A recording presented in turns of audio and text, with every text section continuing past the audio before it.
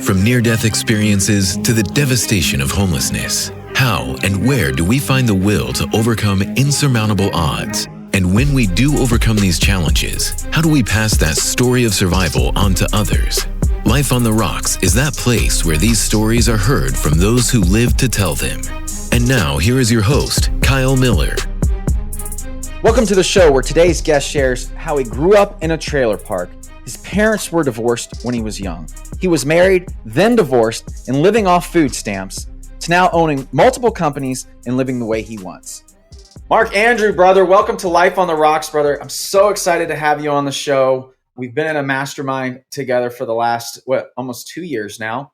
And is it 2 years, I think? Yeah, I think I got a year and a half or so, yeah. Nice, man. And I think you're an awesome dude. You're built like a brick shit house, brother. And I just love it, man. I appreciate it, man. I'm getting a little skinny now, man. I've dropped. So I used to bodybuild a long time ago, and I didn't work out for like 12 years until basically the first of this year. Like I quit working out for so long, but I was so big and like genetically, I guess I was favored a little bit. But yeah, so I've dropped a bunch of weight and just trying to be, just healthy. You know what I'm saying? So it's funny though, because like you worked out and you were a bodybuilding shape, right? And you did a couple competitions, right? No, the first competition I was getting ready to do, which was a pro qualifier, and my buddy was like pushing me. He's like, man, you're built for this, And I ended up breaking my hand like 8 weeks out or 6 weeks out or something like that. So I couldn't compete because I couldn't lift anymore. So I didn't end up doing that show. So, but I have done some strongman stuff. That was some pretty cool stuff, just different things. But like in the sport of bodybuilding, I was doing that for 7-8 years, something like that.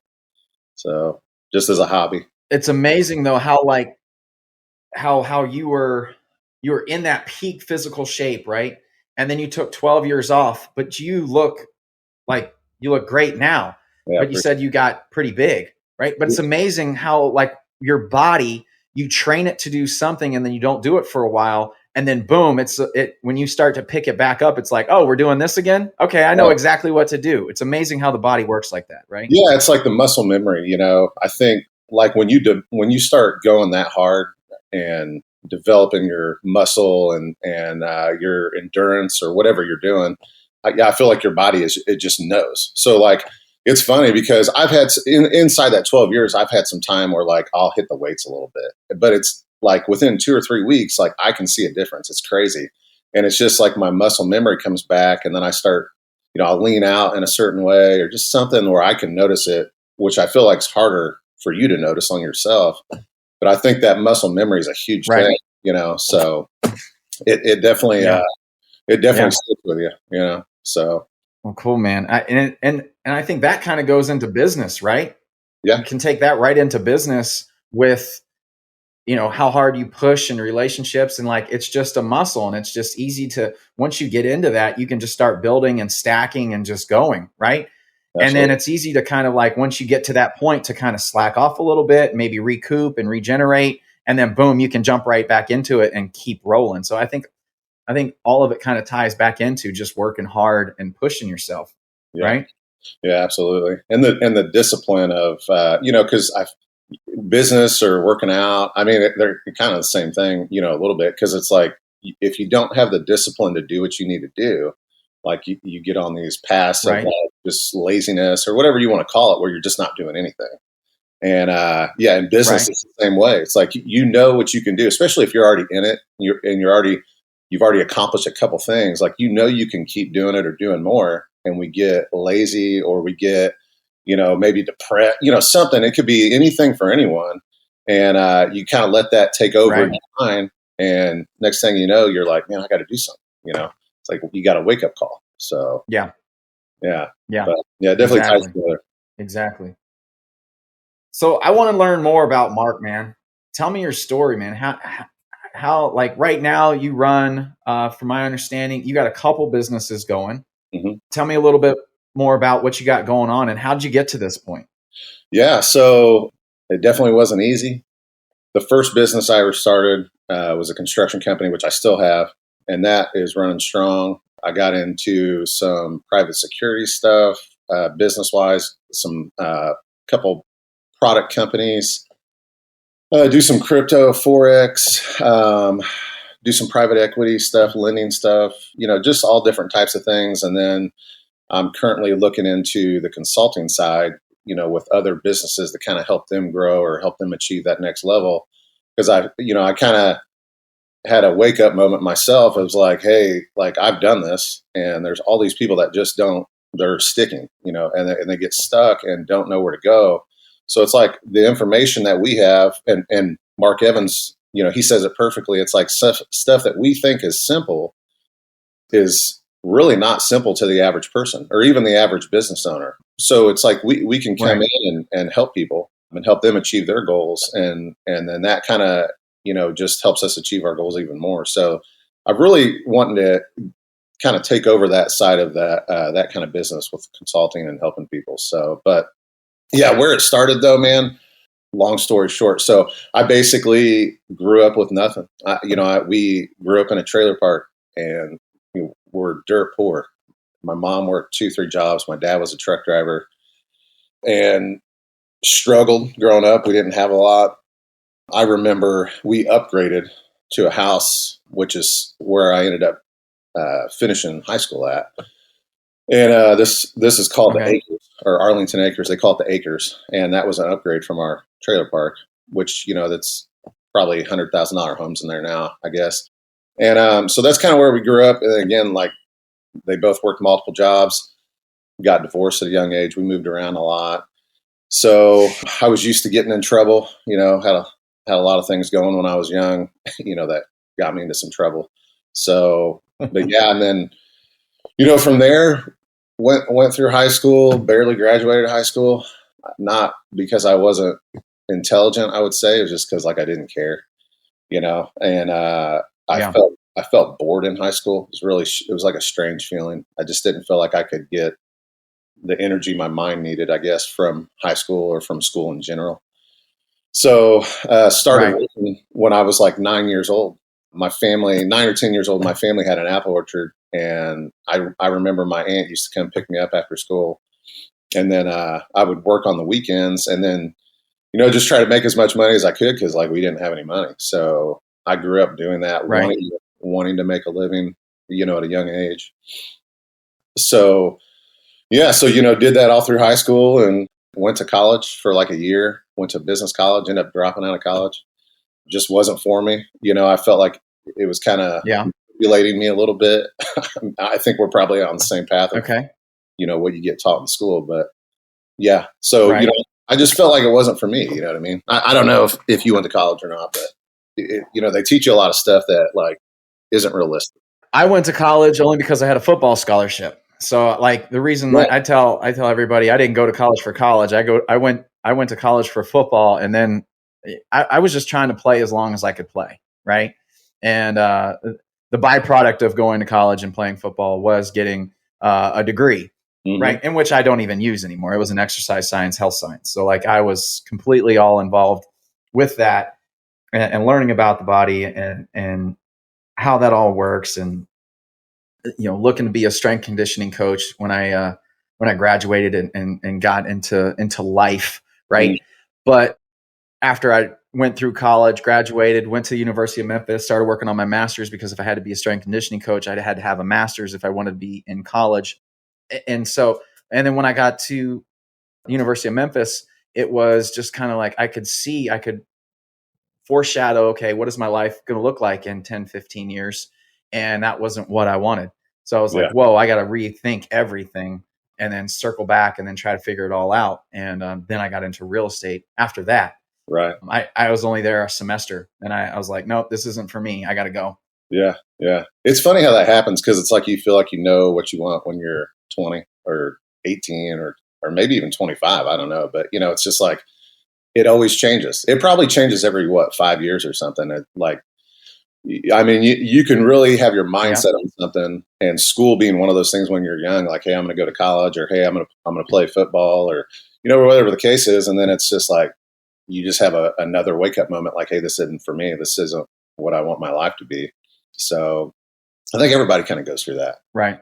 you know, Yep. but Yeah. yeah, man. So, for me, I went through like a year of that, dropped out of college. And in between that time, I had like several jobs. Like I was working construction. I would still work at the orchard on the weekends, like even though I had a full-time job during the week and doing school. And then I got into some sales positions at a few different places. Like I sold for Sears. I sold appliances for Sears back in the day. I don't even know if they're around Gotcha. still, but No. yeah, I don't think they are they? I So, don't think so. yeah. So, sold some different things. And then I remember kind of the moment I really kind of realized like you can make money in sales. I was going door to door selling home phone service for this contractor that worked for Okay. AT&T. Yeah, we would literally knock the door and like, hey, we're switching your home phone service from 2 lines because it used to be like a long distance, and then you'd have a local number. So it was like 2 different lines or 2 different bills, and we would just combine them, and that was a simple sell. So like you'd go up and you'd make $50 to $100 on each one of these things, and then I'd go sign like 10 of these a day, because it wasn't really a sell. It was just like you're just helping somebody, I guess. So I kind of realized real quick, like with sales, Right. even something that small, like how much money you can make. But so anyways, I did some of that stuff, and then I got married when I was pretty young. Dated a girl for a long time, and we ended up getting married, and that lasted not even a year. And Oh, wow. split up, had a house together, at that time had a pretty good job with a company local here, and ended up basically losing everything. Like lost the marriage. We split up. Ended up losing the house, lost the job, couldn't afford anything. So lost the first house I ever built. The bank came and took it. It was a crappy feeling. And, it got to a point where I was actually had no money. So like I would go to these food drives just to get food because I couldn't afford food. Living off unemployment. Really? Yeah. Living off unemployment for a while. But yeah, I got to the point where like I didn't have money for food. So How did you feel at those times? oh man. Did you ever think it was ever going to like get better?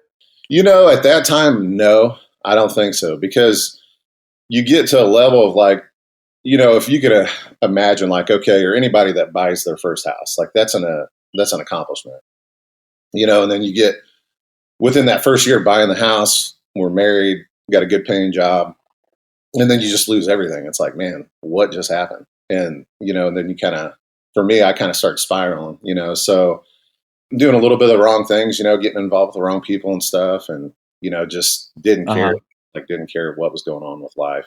I think feeling in that moment, you're just like how can you, especially for me, like when I've grown up, like working, like I never really didn't have money. Like I had, when I say money, like, where I didn't, I could go buy a pair of jeans or, buy my food. I didn't have to worry about that. And, but yeah, Right. at that moment, it's like, man, I've never been at this point, like, and I don't know how I got here, so it was definitely a struggle. Right. No doubt about it. So, and I think when people get in that situation or, something like that, it's just like, man, it's hard because like who you're surrounding yourself with is a huge factor too. And a lot of people end up going down an even worse path than they're already on, which, like I said, kind of happened to me. So, I mean, we talk about this stuff all the time in our groups, right? With don't ask broke people for financial advice. I guess don't ask depressed people how to get out of depression and how to get out of, don't ask everybody else in those situations in life where you're at, how to get out of it. Ask the people who are already out of it. Ask them those questions, right? Yeah, absolutely. It's like when and this happens all the time, like somebody will go through a divorce or they're in a relationship that maybe is not that bad, but they have a friend that's going through a divorce, or they have multiple friends that have been divorced. Mm-hmm. That's not the person you want to take advice from. You don't want to get your advice from, right, like relationship advice from somebody that's divorced and been single for 20 years. Like that's just not, there's a reason they're single.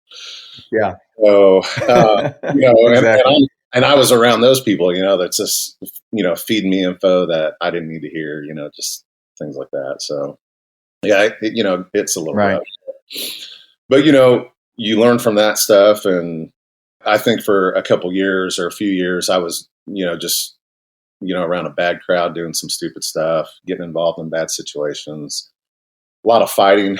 I kind of grew up fighting anyways, but like during that time, it got even worse. And, so went through a real rough period and just saw a lot of crap. And it's funny because I actually I think what got me on the path of like where I'm at now, a buddy of mine, he just told me about an opportunity with selling, and it was selling roofs. So he told me, hey man, my he's out selling roofs, kind of storm chasing, doing this kind of gig.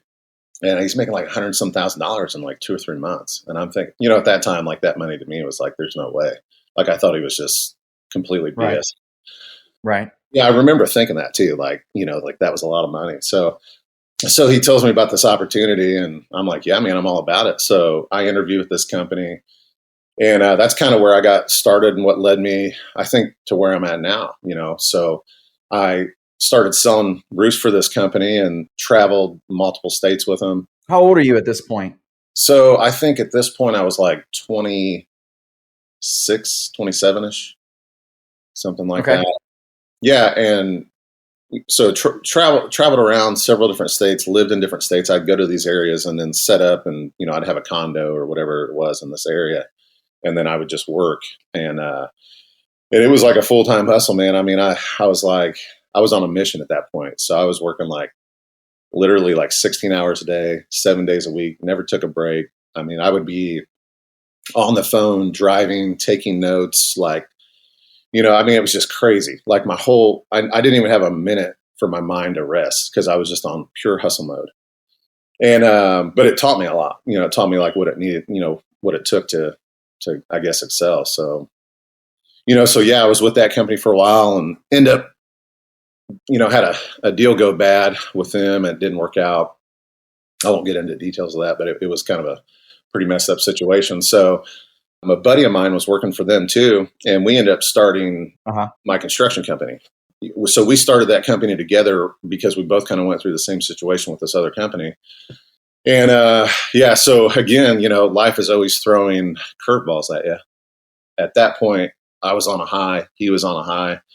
We're living good, we're traveling, start our company, doing really good the first year, and he died unexpectedly. So he ended up drowning in a river here. He was fishing with a buddy of his, and it's crazy, man. Just had a son and just got married. And he was like a best friend to me. So, it was another blow that I had to take. And then not only that, like 6 months before that, my childhood best friend, who, literally was pretty much a brother to me, he had just passed away as well. So had ended up killing himself. Oh, wow. So, within 6 months, like all this is going on, just started a business, like hard to describe kind of those feelings. But so, yeah, for like the first few years of the business, I really just did it for myself. Like I didn't even know if I wanted to continue doing it, because I was just so like not depressed, but like it was almost like, why, did that happen? Like, how did this even happen to me? Yeah. So again, long story short, I think, at that time, like I got married to my current wife, which we've been together now 10 years. But during that time, like 5 years after we had kind of started the business, I think I just had like another wake up call. And I kind of just felt like I almost woke up and was like, man, I'm just being a little bitch. You know what I mean? Like that's what I felt like. Cause it's like, I got a good life. My wife is amazing. Her family's amazing. We have a house, we're living comfortable. Like what am I doing? Cause I knew my potential was so much more. So I had one of those like realization moments of like, dude, you got to do something. So yeah, for, basically 5 years ago is when I started growing the construction company. So, and now that, this year we'll be doing 8 figures again, so we're, crushing it now. I've since then got into multiple businesses, invested in multiple things, building my network just like you. We're connected through these groups and masterminds and constantly growing. But that's kind of where it all started. And there's a lot of in between, in that stuff. But, it definitely was a journey of coming from absolutely nothing to, where I'm doing well now. So, and enjoy life. And right. So with your construction company now, what are you doing currently in this construction company? Are you building houses? Are you doing, so what is it? What niche are you in? So we're primarily in roofing. So roofing, siding, and we do a couple other, different types of construction.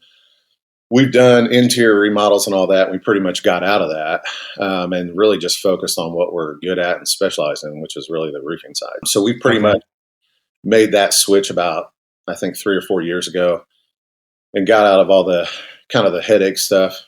And so now we focused on mainly roofing. So I say we focus on one thing, and then we've been able to just grow because our focus is going to that. So then it's just building within the company of like, how do we capitalize on this thing, and how do we incorporate, new sales tactics, new sales programs, new software, just all these different things, and making a main focus on the current thing that we love to do, which was roofing. So that really helped us out, with growing the company, of just kind of localizing one thing that we do great. And that's kind of what we're known for here. So that really helped us, And then you're in Indiana, right? Yeah. We're in Indiana. Office is based out of Indianapolis. And then we're planning on expanding, here in the next year, hopefully. So, yeah. So that we're looking to go down to Kentucky. And then so you're looking at other markets to go into. Yeah. Yeah. Because basically we have a process now that we can just duplicate. So we just take that process, duplicate it in another state, and expect that state to do a certain amount of revenue. And then we go and duplicate it again in another state. Right. So that's kind of our path and mission now, That's awesome, man. That's awesome. Yeah. Just getting it bigger and bigger and bigger. And to think you grew up in the trailer park. Do you think so? And just because I'm learning a little bit more about how people, their upbringings and stuff really shape their futures. Do you think growing up in that trailer park was a benefit, and even just that smaller, lower income neighborhood that you were in, do you think that was a benefit for you? And if so, like, why? Yeah, I think it was for me. And I don't know, I have different opinions on that, because I think with the specific personalities, like that's a good thing. And then other personalities that may not be, so gotcha. But I think for me, it was definitely a good thing because it helped me strive for more. Right. And it's funny because like my mom's one of 10 kids, and like we were the only ones without money, really. So like everybody else did fairly well, had good jobs or had businesses, and I would be attracted to that growing up. And they would always kind of guide me too, I've even heard some of my aunts say, like, I could always tell that you just were going to be at a different level, because even back then they could tell. So, and that's always interesting to hear, Right. Because like, even when I was super young, hearing that kind of stuff, it's strange. But I think for me, that was a good thing, because I realized like what I don't want and what I would really never let myself have or do. And then it gave me a bigger picture of what I could be, So, I mean, I just think it's awesome. Like, I was talking to the Mathis twins, and they grew up in the hood, and they said, listen, growing up in the hood was the greatest thing that ever happened to us, is because it made us rely on us. We were it. We had to make it happen. There was nobody giving us anything. And so the self-confidence that brought up in them and portrayed to them to be able to go out and make things happen, they just went and did it, man. And I think that's so cool. Yeah. My parents were divorced early and had to go through some of that stuff as well. Mom's got $20 for the week to eat on, right? And so we're having pancakes and cereal for dinner, right? And you just back then I didn't really know that much. She never kind of like said, "Oh, we don't have the money," but you could definitely, she tells the stories now, and she's like, "Yeah, $20 a week, Kyle. That's what we had. That's what we had to make it on." It's like, wow, you know? Yeah, it's crazy. Like to think, Pretty wild. yeah, to think you're eating off $20 a week for a family. That's big stuff, Yeah. man. Yeah. It was three of us. Yeah. I mean, For you three of probably, us. yeah, for three of you. Yeah. So exactly. Which, yeah, similar for me Yeah. too. Like, I eat $20 lunches, you know? yeah. Well, and you're not looking at the bill, I'm assuming. You know, that's the crazy thing now. It's like, you know, you go eat and it's like you're not even really looking. Or you go fill up your, I mean, when's the last time you looked at what gas costs? I don't know. It's such a crazy difference of like, and it's really like, it's almost like the money doesn't really matter. It's just knowing that like you always have the ability to make more. And I think kind of growing up struggling like that, Right. and when you learn those skills, like you with the real estate stuff, like that's a skill, like you're never going to have to worry about making money, you know? So it's like, I think money is just Right. looked at differently now. And we look at it as a tool versus like, you know, we need to achieve this to have this. It's like, no, we use the money to enjoy our lifestyle, to bring, you know, more funds coming in or help more people or give more opportunity. It's just a totally different thought Yeah. process when you're poor, you know? And it's so hard, I think, for It people, is. that thought, you know, make that transition into thinking that way.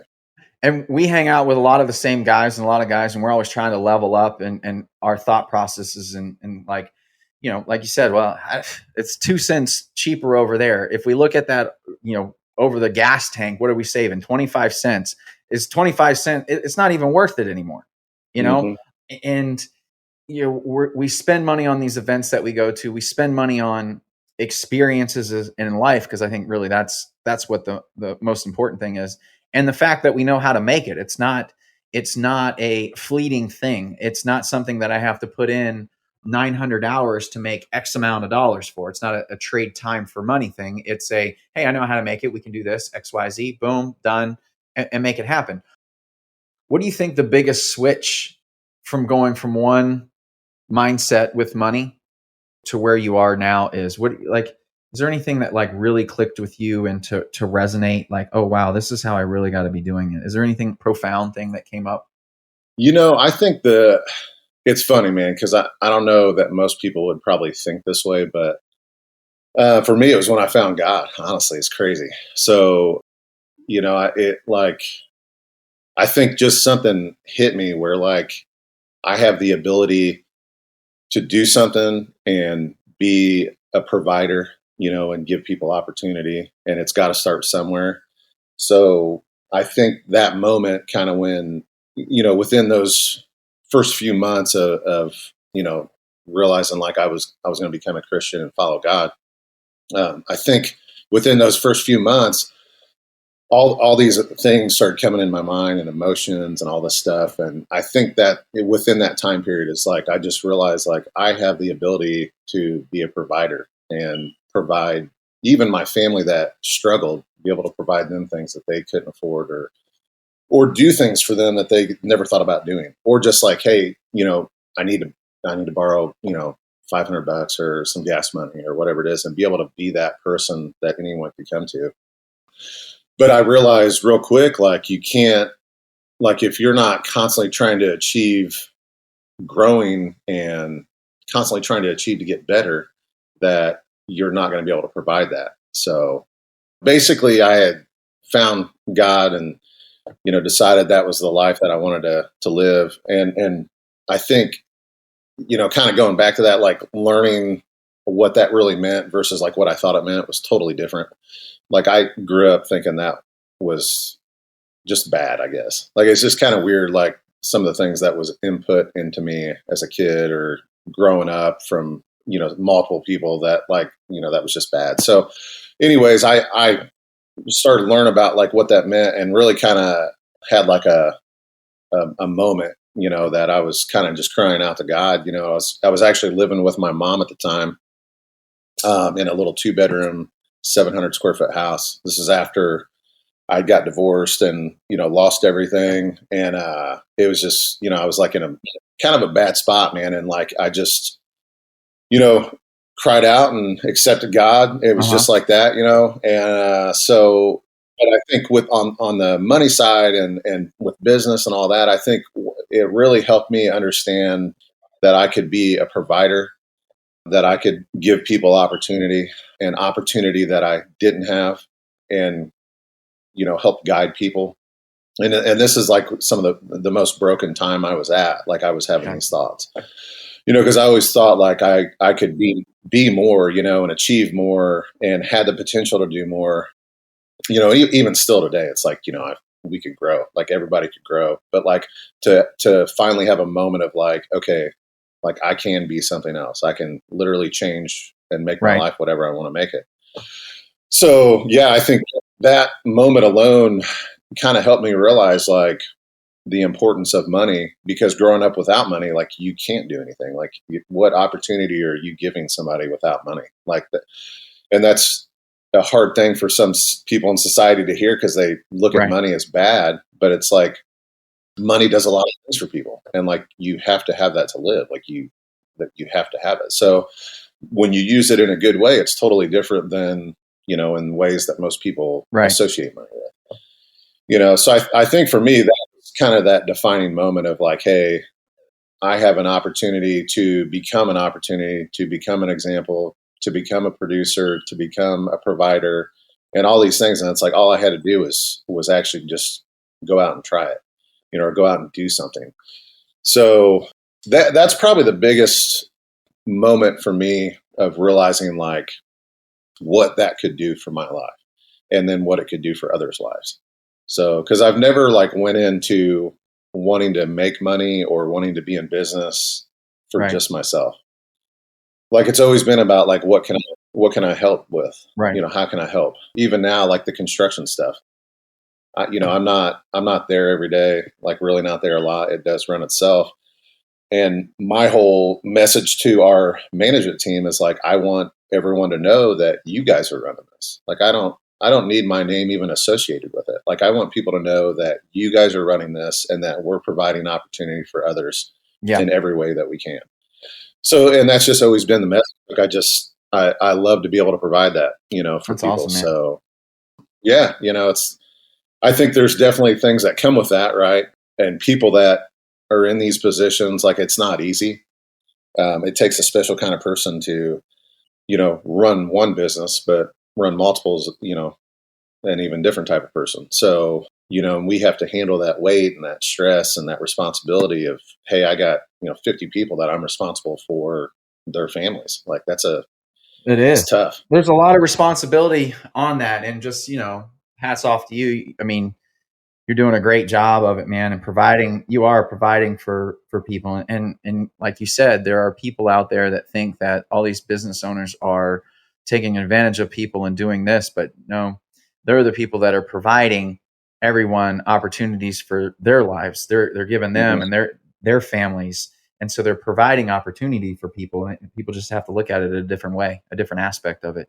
And I think you're right. It's growing up. Well, dirty Yeah. hands, clean money, right? Like that's a saying that I've heard before, and there's Yeah. all these other little sayings that are out there, and none of it's true. Like, who came up with that? Who said that's correct?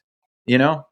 And so we have just got to switch our brain, Yeah. no matter where Yeah. we're at, whether we're doing, 7 figures a year, or if we're doing 100,000 a year, or if we're just getting off the ground, like, change our mindset to be able to grow abundance and appreciative, and just really be grateful Mhm. for all the opportunities that present themselves. Yeah. I think you said that right, with like the mindset shift. I mean, if that, it's a huge thing, because it's almost like we're programmed. Most people are programmed from a young age that like having money Right. is bad. Or like, you drive through a neighborhood and like, you see these massive houses, and it's like people with money, like they're probably doing something wrong, or they inherited that money. And it's like, those are the types of things that we're getting influenced as kids. Like, if you grew up with nothing, I mean, it's just, so to be programmed that way, you have to be able to make a mindset shift and realize that that isn't true. Just like you're saying, like that's great. Like, those people are important, but there's other people that can go to the next level, that have that ability, that have the mindset for it, that have the heart for it. And those people should be excelling. They should not be held down by a poor mindset, because they're missing an opportunity of who they can become. And so many people have that happen to them, and they don't even Absolutely. realize it. Absolutely. It's funny, because it's like, one of the, the funniest things you hear is, I guess, growing up is like, it Right. must be nice. Oh, it must be nice. Or even today, like, here and there, like, I try not to surround myself with people that are saying that, but like here and there, you'll have someone say, oh, that must be nice. And it's like, well, it is nice, Right. but it wasn't nice. Like, you don't know the road. You don't know the journey, and everyone's story is different. Like, you can't explain it, but like, you don't know what it took to get here. And we're just starting. Like, this isn't it. Like, this is just getting started, and it's been hard.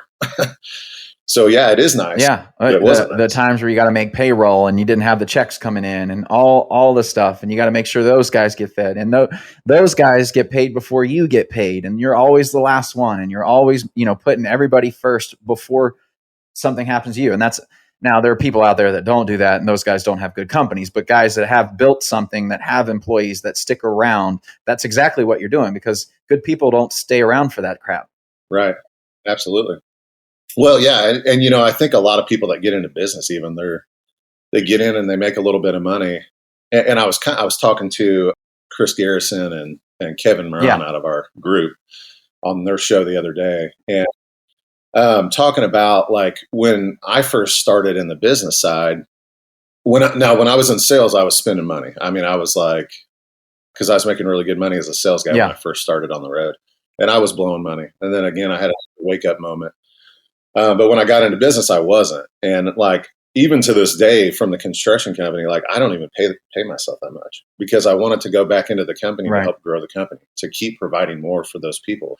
But, it's just funny where it's like that mindset on most people that get into business is they want to just spend, and be flashy and show, hey, I'm making money. And it's like, you're not really making money yet. So, because what is that? Like, we don't, even to us now, it's like, I don't feel like there's so many levels above us. So it's like, you almost have to, and I feel like that's where, like, a lot of people make that mistake, is like, hey, I got, I'm making, $500,000 a year or something like that, or whatever. And it's like, I need to go buy a Lamborghini. And it's like, no, man, don't do it. Right. Like, you don't need to do it. So then you got people that fail, and I think that's a lot of it, is because they see it, they start seeing the money roll in, and they got to spend it, versus sacrificing that for even more. Exactly. Like, if you could name 2 books that, like, greatly influenced you, like, really gave you some great perspective in life, what would those 2 be? Yeah. So, well, for one, I would say the Bible. I think that's like a roadmap for life with how your values should be. I think a lot of people take pieces of the Bible and then try to make bad things on those. But I think overall, like, that can really, like, set you up for life. So I would say that, and again, that's not for everybody, and I don't judge anybody for not, that's everybody's choice, but that's just what I choose to believe. So I think that, and then another book that I had just recently read, because I still feel like I'm growing, right? Like, I still feel like I can do more. But it was a book called Can't Hurt Me from David Goggins.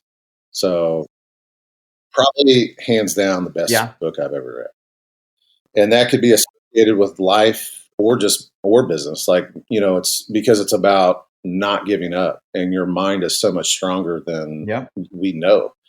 You got to, like, this guy in this book, he goes out and run an ultra marathon and he didn't even train for it. And at mile 70, he's shitting down his leg, peeing blood, basically feels like he's going to die, and then another 30 miles. Like, it's just stuff like that. He holds a world pull-up record, like 4,000 plus pull-ups in 24 hours or something like that. But just crazy things of huge feats that is all controlled by your mind. What can you do? What can you put your body through? What can you put your mind through? And I think that's a huge thing, because ultimately your mind is determining what you're doing every day. Like, if you wake up in a bad mood, like, you're probably going to have a bad day. But if you wake up and you tell yourself, hey, it's going to be a great day, I mean, you're probably going to have a good day. And how you react to those things during that day, I mean, completely affects you. So I think that Can't Hurt Me. I think anyone could read that and take value out of that. I liked it. I enjoyed it. Yeah. Oh, yeah. Yeah. So, and everyone I've talked to that has read that loves it. So, but outside of the Bible, another really good book I think will help people that are getting into business is Ready, Aim, Fire. It's like 0 to 100 million, I think is what it's called. So that's a good book that just kind of puts into perspective of how to start and incorporate different levels of the business and what you should strive for in certain periods of the business. So that's a really good book and helped me kind of implement a lot of management, to replace myself in the construction company. So I think that book gave me a really good perspective on doing that. Cool. Well, where can listeners find you? Where can they connect with you? The biggest place to connect with me would be probably Facebook. I'm on Instagram. I'm just not on there a lot. So, but it's just the official Mark Andrew on Facebook. So, and same thing on Instagram. But yeah, if people want to connect, and then I'm not a huge poster, but I do share some things, and then I'll have opportunities come up that I'm looking for, individuals to join, or, whatever the case is. So yeah, I'm happy to connect with anybody. Guys, you heard it there, man. If you resonated with Mark's story here, great dude, awesome person. He actually gave my son a ride in a Lambo, his first Lambo ride. And my son absolutely freaking loved it. And he still talks about it to this day. So he's just like super, super excited about it. Says one day he's going to have one.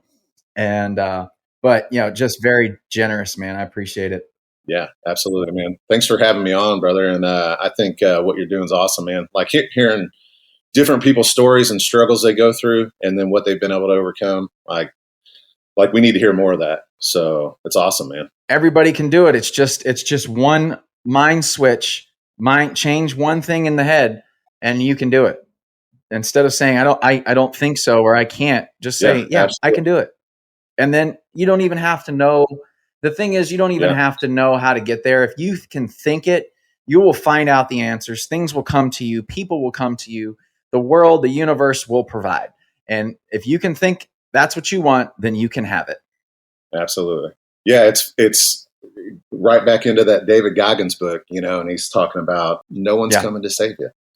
But it's true. Like nobody's coming to save you. So you got to wake up and just be like, I'm going to do this. So whatever this takes to get to this level or achieve this, I'm going to do it. Cause like no one is going to guide and hold your hand. Like, you can surround yourself that people are going to help you and give you tools that you can use, but like you have to do it, so, and anyone can do it. Yeah. Cool. Absolutely. Well, thanks, brother. Thanks for stopping on the show. Appreciate it. You sharing your story. Guys, hit him up, Mark Andrew, on Facebook and on Instagram. And if you like bourbon and cigars too, he's your guy as well. Thanks, brother. Yeah, man, absolutely. Appreciate it, Kyle. Bye. All right, man. See you.